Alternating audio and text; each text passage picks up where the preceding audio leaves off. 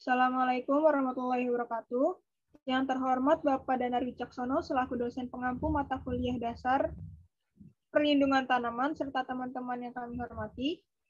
Kami dari kelompok 2 izin memaparkan materi yang berjudul macam-macam penyebab penyakit dan gejalanya. Sebelum memulai pemaparan materi, izinkan saya selaku moderator untuk memperkenalkan anggota dari kelompok 2. Yang pertama ada saya sendiri, Suharaida Mumtaza dengan NIM akhir 186. Yang kedua, Dewanti Amandas dengan NIM akhir 187. Yang ketiga, Septiana Dwi Rahayu dengan NIM akhir 188. Yang keempat ada Nashwa Rizkia Salma dengan NIM akhir 189. Dan yang terakhir ada Laila Nur Anafi dengan NIM akhir 190. Kemudian, saya akan memulai pemaparan materinya. Yang pertama, ada pengertian penyakit. Penyakit adalah kondisi abnormal tertentu yang secara negatif mempengaruhi struktur atau fungsi sebagian atau seluruh tubuh suatu makhluk hidup.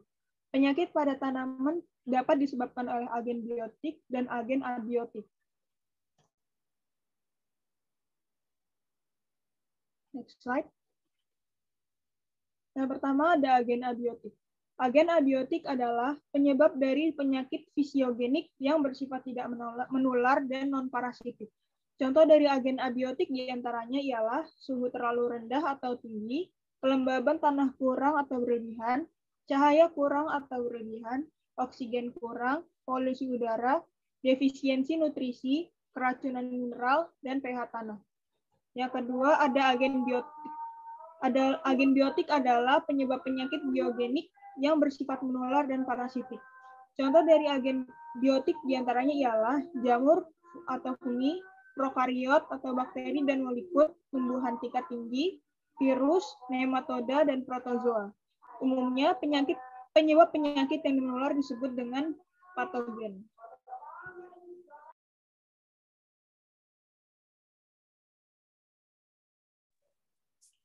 Selanjutnya adalah macam-macam organisme. Organisme dibagi menjadi dua, yaitu parasit dan saprofit. Parasit adalah organisme yang hidup di dalam atau pada organisme hidup lain, yaitu inangnya, yang merupakan seluruh atau sebagian sumber makanannya. Kemudian ada organisme saprofit, adalah organisme yang hidup dari bahan organik, organisme yang mati, atau media buatan.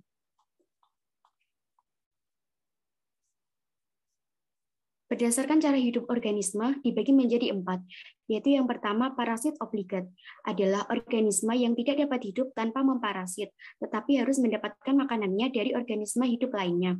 Nama lain untuk parasit obligat adalah holoparasit atau true parasit.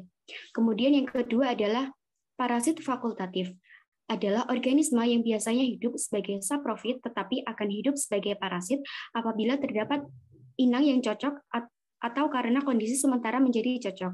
Dikenal pula sebagai hemisaprofit atau okasional parasit. Kemudian yang ketiga ada saprofit obligat, adalah organisme yang tidak pernah hidup sebagai parasit tetapi dikenal dengan nama holosaprofit atau true saprofit. Kemudian yang keempat ada saprofit fakultatif, adalah organisme yang biasanya hidup sebagai parasit tetapi dapat menjadi saprofit bila terpaksa. Dikenal juga dengan nama hemiparasit, semiparasit, patrial parasit, dan water parasit. Kemudian ada gejala penyakit pada tanaman.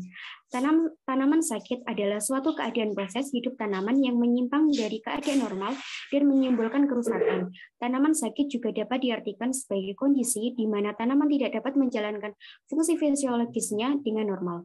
Penyakit pada tanaman dapat disebabkan oleh hama, cendawan, bakteri, virus, kekurangan air, kekurangan atau kelebihan unsur hara, dan lain-lain.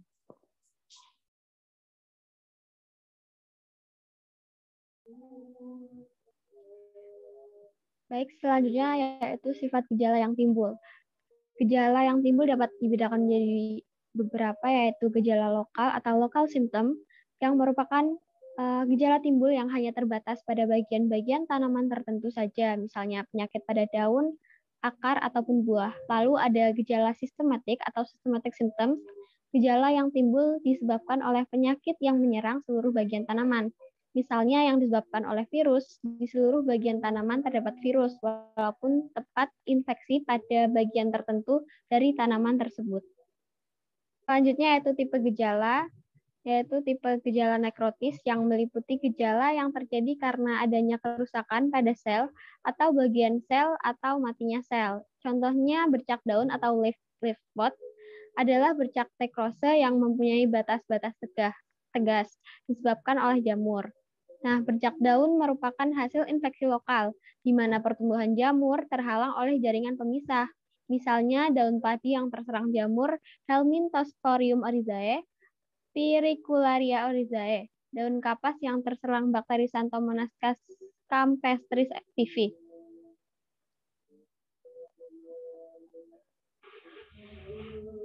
Selanjutnya ada tipe gejala hiposplastis.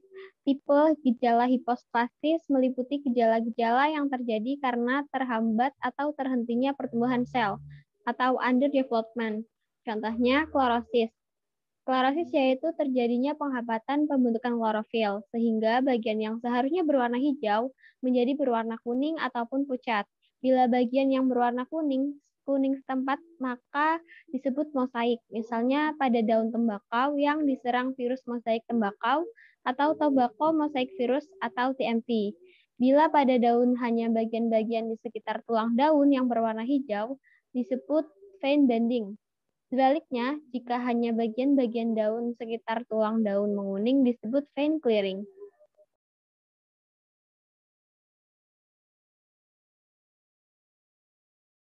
Selanjutnya, ada tipe gejala hiperplastis. Hiperplastis meliputi gejala-gejala yang terjadi karena pertumbuhan sel yang melebihi biasanya, atau overdevelopment. Contohnya, keriting. Keriting merupakan gejala pembengkakan tunas atau penggulungan daun sebagai akibat pertumbuhan setempat dari suatu bagian anggota tubuh. Kadang-kadang daun berombak dan berbentuk seperti kerupuk, sehingga gejala ini disebut dengan gejala kerupuk. Misalnya daun kentang yang diserang virus dan daun tembakau yang diserang virus Ruga tabaci.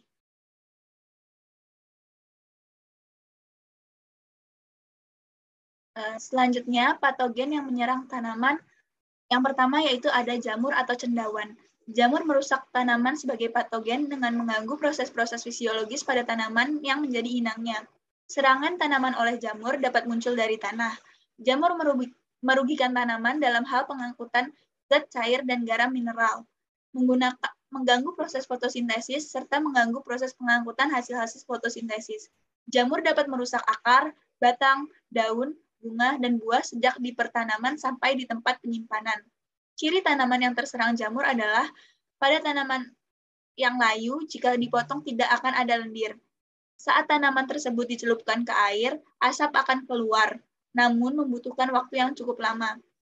Tanaman akan terlihat di pagi hingga sore dan akan terlihat segar kembali dari sore hingga malam hari.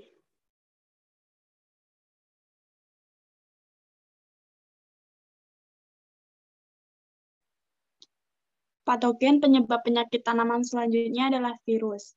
Ciri tanaman yang terserang virus ialah dedaunan tanaman mungkin tampak kuning atau terdapat bercak-bercak mozaik berwarna kuning, hijau muda, atau putih. Selanjutnya, tanaman itu mungkin tampak kerdil. Selain itu, tanaman sering cacat. Secara khusus, daunnya mungkin menggulung, membengkak, mengerut, atau mungkin menyempit secara tidak normal. Virus menyerang tanaman dengan cara masuk ke dalam tanaman. Salah satu vektor virus yang paling umum adalah serangga. Serangga memakan tanaman yang terinfeksi dan menularkan virus ke tanaman yang sehat ketika mereka makan lagi. Cara lain termasuk perbanyakan tanaman, kontak dengan manusia, dan benih yang terinfeksi.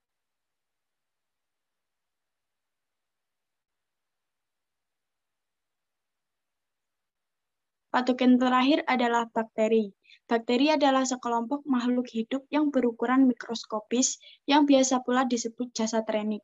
Seperti jamur, bakteri pengganggu tanaman merugikan tanaman dalam hal pengangkutan air, proses fotosintesis, pengangkatan zat-zat makanan, dan proses fisiologis lainnya dalam tanaman.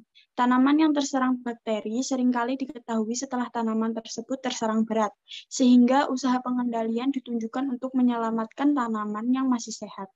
Ciri tanaman yang terserang bakteri ialah adanya busuk pada akar, batang, daun, dan buah karena bakteri mengeluarkan enzim penyebab busuk.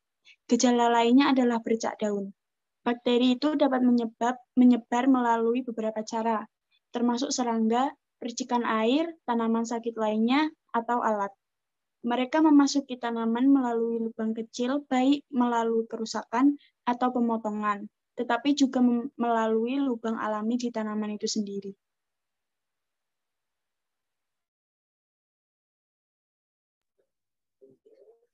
Baik, sekian pemaparan materi tentang macam-macam penyebab penyakit dan gejalanya dari kelompok 2. Terima kasih kepada Bapak Danari Coksono dan juga teman-teman yang telah meluangkan waktunya untuk menyimak pemaparan dari kami.